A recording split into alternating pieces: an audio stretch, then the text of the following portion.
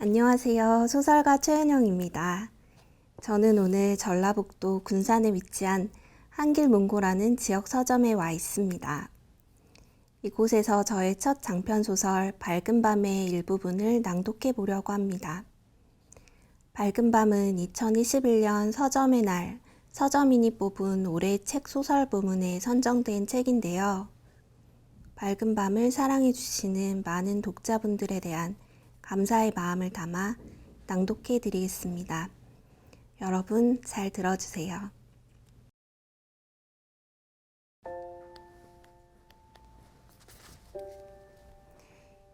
이지연 씨께 보내주신 메일을 앉은 자리에서 몇 번이나 읽어보았어요. 제일 먼저 하고 싶은 말은 고맙다는 거예요. 연락을 줘서 고마워요. 나에게는 2개의 이메일이 있는데 지연 씨가 연락을 준 이메일은 업무용이에요. 은퇴한 이후에는 잘 들여다보지 않아서 지연 씨의 메일을 몇 달이나 지나 확인하게 되었습니다. 영옥이 언니의 집 전화번호가 결번이 된 것도 오래된 일이에요. 그렇게 오래된 번호가 없어졌다니 언니가 죽은 건 아닌지 걱정이 되더군요. 편지를 써서 언니의 집 주소로 붙여도 봤지만 반송됐어요. 2003년에 한국에 갔을 때 희령이 찾아가 보기도 했어요. 집은 그대로였는데 사람이 살고 있지 않더군요. 주위에 물어도 언니가 어디로 갔는지 아는 사람이 없었어요. 동네에 살던 많은 이들이 이주한 후였습니다.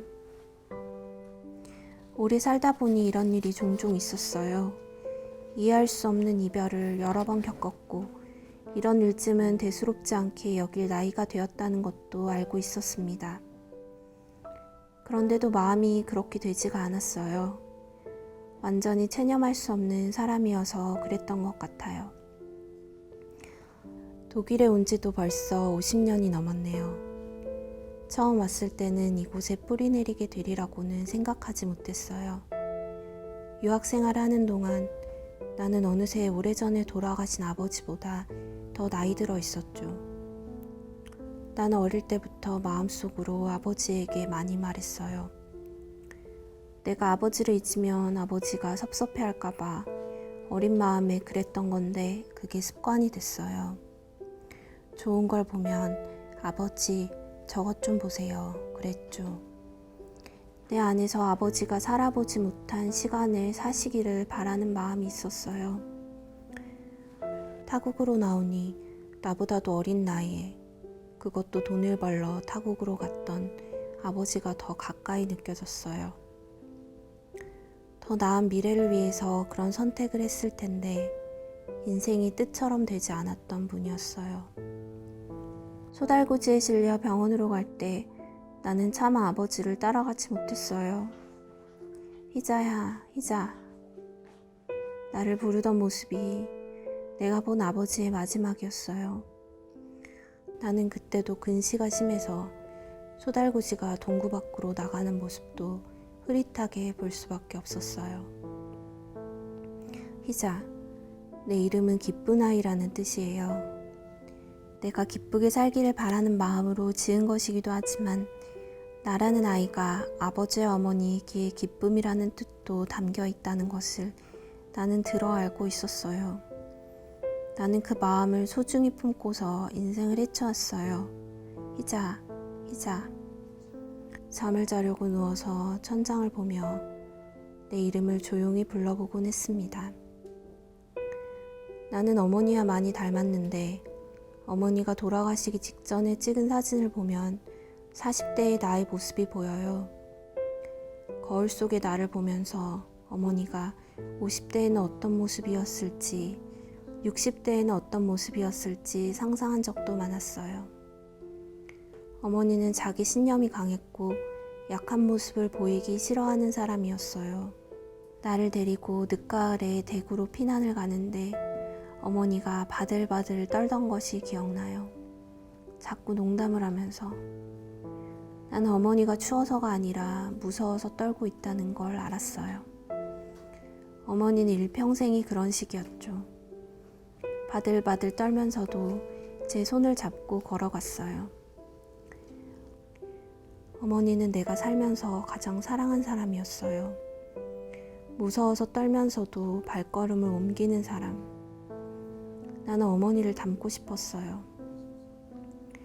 벌써 해가 뜨기 시작하네요. 영옥이 언니는 항상 그랬어요. 혼자라고 생각하지 말라고. 우리가 너의 가족이라고. 언니의 말이 무슨 뜻인지 몰랐던 건 아니에요. 어머니가 돌아가시고 나서도 언니의 어머니는 나를 딸처럼 대해주셨고 영옥이 언니도 언제나 나를 환대해줬어요. 그 마음을 다 알면서도 나는 내가 그 가족에 영원히 속할 수 없다는 걸 알았던 것 같아요. 그래도 내 인생에서 가장 행복했던 시기는 언니와 함께 지냈던 때였어요. 나는 언니가 하는 것이라면 무엇이든 따라하려 했지요. 언니는 키가 크고 달리기를 잘했고 재미있는 이야기를 잘했어요.